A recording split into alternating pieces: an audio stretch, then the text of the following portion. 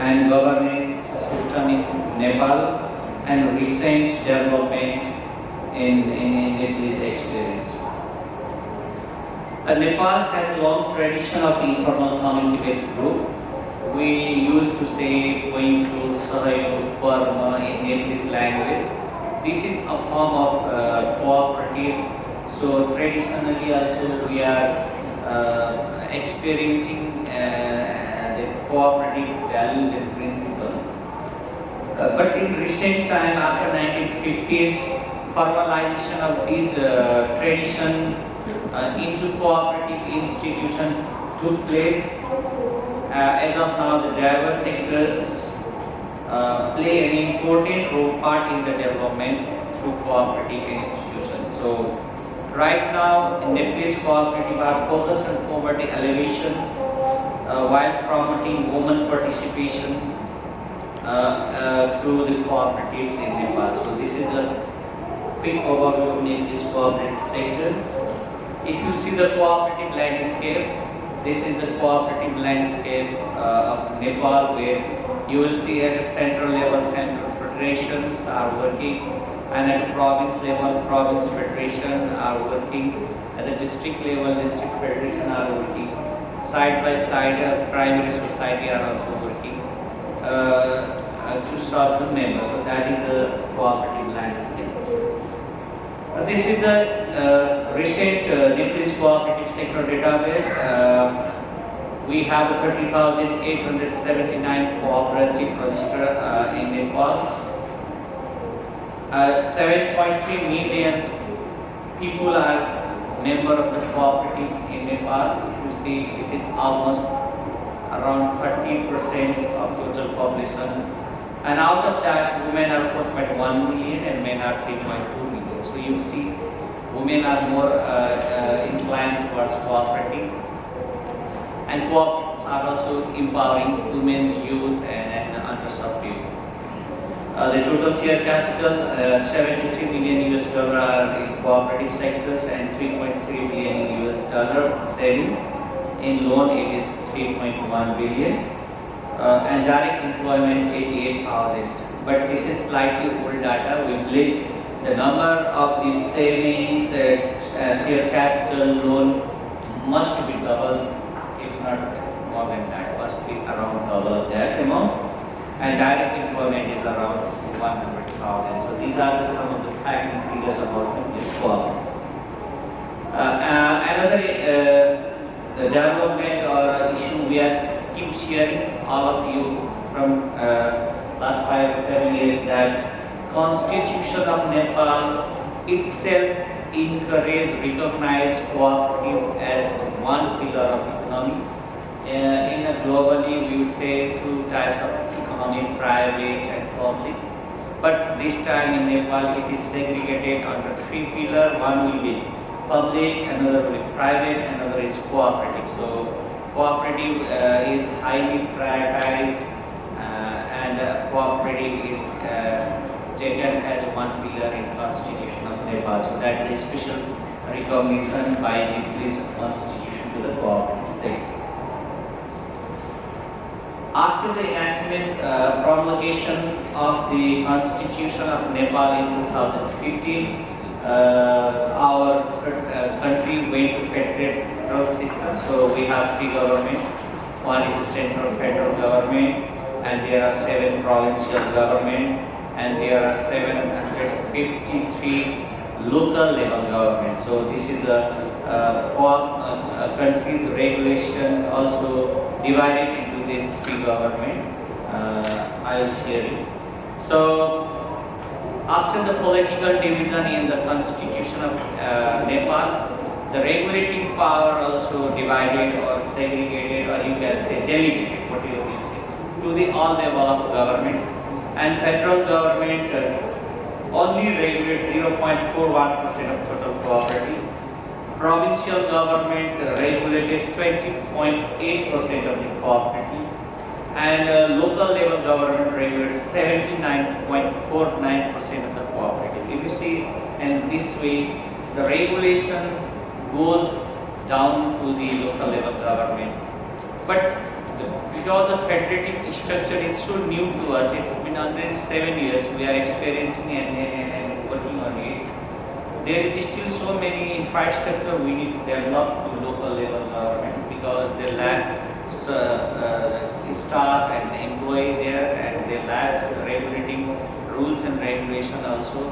Because of that, some of the cooperatives are not regulated frequently and time to time.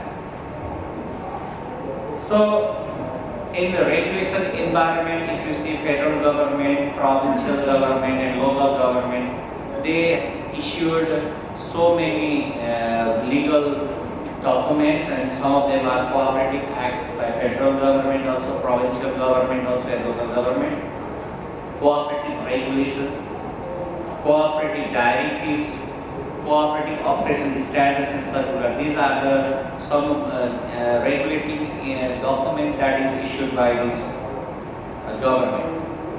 But in Nepal, you are seeing so many types of cooperative. Some of them are agriculture, some of them are fisheries, some of them are credit union. We don't have separate regulating standard for all. These all provisions are included in a single act. And in financial this year, budget through budget and central bank through monetary policy, it's trying to set up a second tier institution, a separate entity to regulate the cooperative society. Even though there is a provision in constitutions and other cooperative related act, maybe government is thinking to improve the regulating environment in Nepal. That is why they are trying to set up a second tier institution. It is just in the discussion phase. We don't know how it will shape up. I am going to share you some of the legal framework that is applicable in Nepal for the cooperative. These are the 9 major regulatory governance documents. One is Cooperative Act, another is the regulations, another is procedure for the unification and division of cooperative societies and unions 2020. Another is Cooperative and Poverty Related Management Information System Operation Directive. This is for database. Another is Cooperative Society AGM procedure. Another is AML Safety Directive. Another is Cooperative Registration Guideline, Cooperative Audit Guidelines, and recently Department of Cooperative has issued unified directives to cooperatives. So these are some of the legal documents that govern the regulating environment or system in Nepal. What are the major problems? I'm just highlighting some of the major problems in these documents. I'm going to share you some of the major provision from Cooperative Act 2017 and Rule 2018. So we have 2017 and we have 2019, right? So we are slightly 2 years ahead of time, but same, more or less.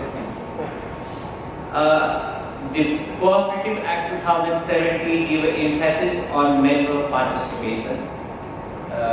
It says your AGM should be conducted in unit level if you have a large number of members and you cannot do it at a single time.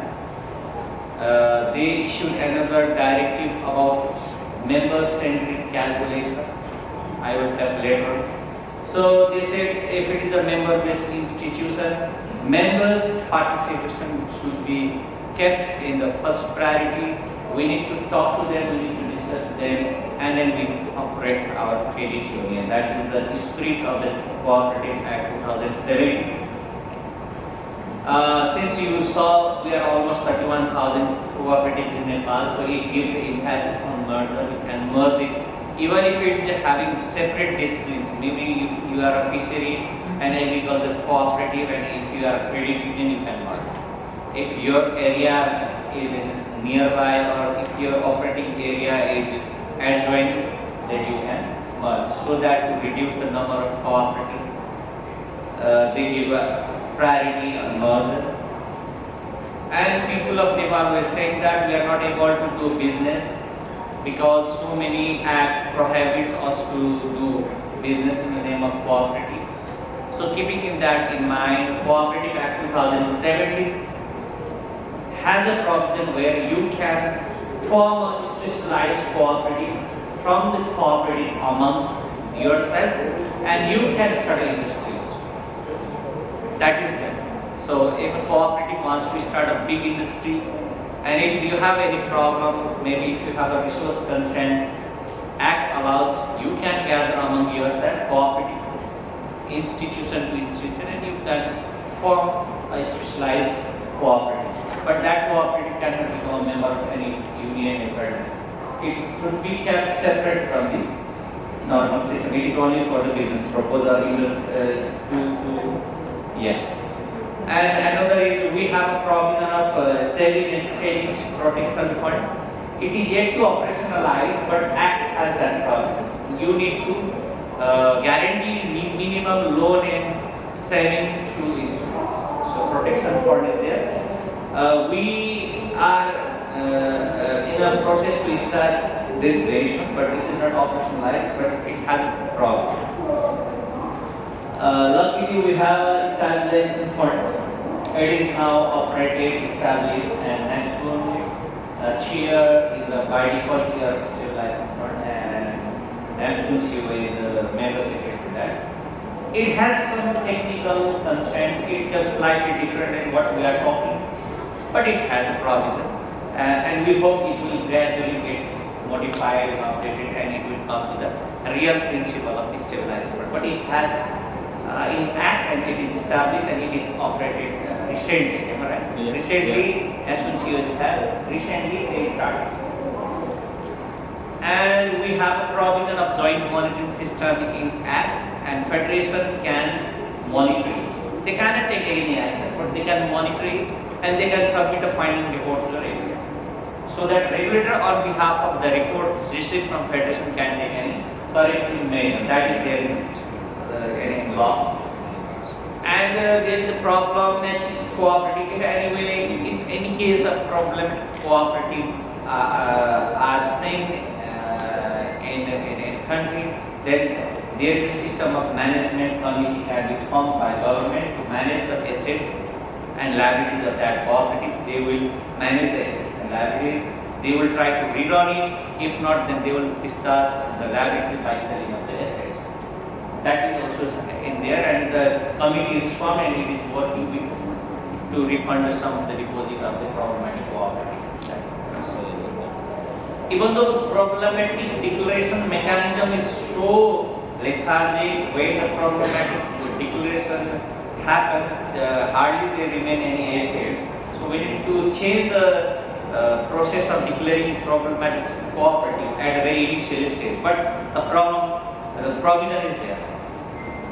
Various ways to recover bad loans. There is so many system in Cooperative Act, like you need to establish credit information center. You can start with loan recovery commission. That is there, but it is not operationalized. So you can see within 5 years we are yet to start, but the legal provision is there. We need to exercise that. And reference interest rate to control high rate on loan. Central Department of Cooperatives will declare a reference interest rate for the cooperatives, and that rate will be the highest rate for all cooperatives in Nepal to lend the credit to the member. Say if it is a 16% rate is declared by Department of Cooperatives, then all the cooperatives running in Nepal cannot charge their member more than 16% on loan. You can charge 15%, 14%, 30%. It will be a benchmark for all of them. Emphasis on women participation in board of directors is there. Law says if there is a chance, you need to ensure 33% women in board of directors. So that is a law, cooperative law, and if you see in NCPL and NASPL, we have 33% members in our board. And there is effective provision for penalties and fines. Now it is stricter than earlier one. It is more of like banking offense in cooperative also. You need to pay fine, you need to go to jail, and there is so many strict provision is there. Up to 10 years you need to be behind the bar. If you seeing the level of criminal offense, the penalties and fine is there. And contribution-based benefit distribution system is in place. The more you transact with credit union, the more you will get it through patronage refund. So we have a system of patronage refund. After the surplus, you need to first segregate 25% for the general reserve, and remaining amount will be treated as 100% and 25% allocated to the patronage refund. It has slightly different features than of others. The patronage refund will give to deposit holder also, not only credit holder. So good loanee will get 60% from there based on the interest paid by them, and depositor holder get 40% share. So we have a patronage refund in there. And office bearer of cooperative board of directors are asked to be an executive. If your cooperative has more than 200,000 US dollar deposit, if the deposit size is more than 200,000, deposit total assets more than that, then you should not have a board of directors. This one cooperative can have a board of directors as an executive, but a cooperative whose total asset size is more than 200 US dollar, you should have separate management to look after and day-to-day. Not allowed to be a dual member. A person cannot hold a membership of similar type of credit unions. So you need to choose. You need to choose only one credit union where you want to become a member. Still, this is not operationalized, but that is there is some challenges to implement this. This is about the rules and act. Now I am going to share about recent unified directives issued by Department of Cooperative. 35 points unified directives. This is in addition to what Cooperative Act and Rule says. This is issued with the objective to uphold the good governance. And this is about registration. If you are in a metropolitan and sub-metropolitan city, if you are registering new credit union, you should have to consider the population also. Within 5,000 population equals to 1 credit, so that you become more sustainable. If you are in municipality, 2,000 population equals to 1 credit union. So based on your population size, the size of the number of credit union will be defined. And about the members, open and voluntary membership. Anytime you need to allow the member to in and go out. And your offices, if you are constructing or making your office, then it should be accessible for differently abled people and old age people also. You need to keep in that mind. And you need to provide financial literacy to your members. It's compulsory now. Earlier it was optional.